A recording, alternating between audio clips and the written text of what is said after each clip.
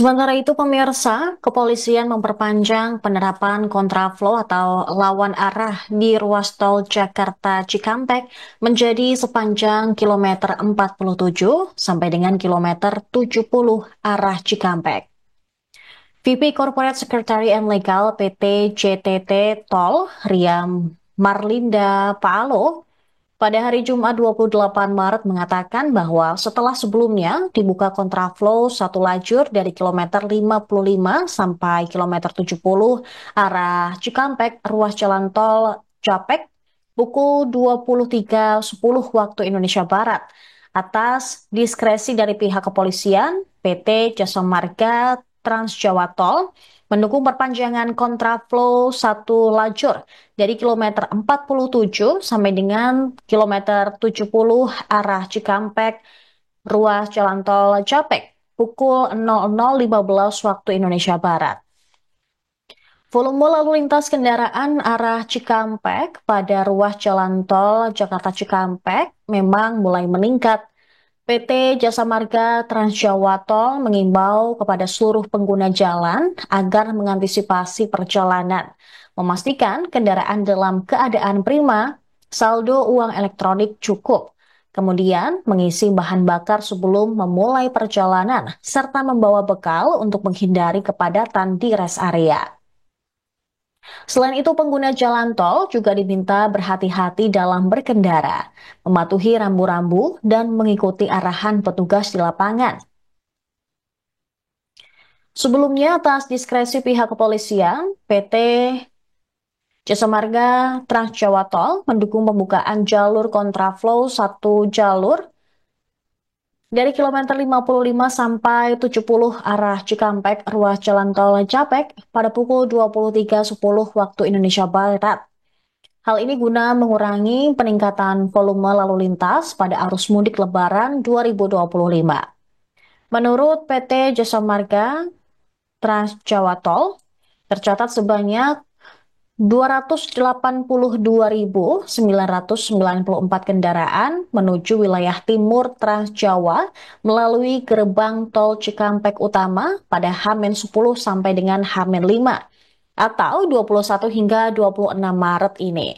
Total volume kendaraan yang melewati GT Cikampek Utama naik 72,1% jika dibandingkan lalu lintas normal sebanyak 164.445 kendaraan.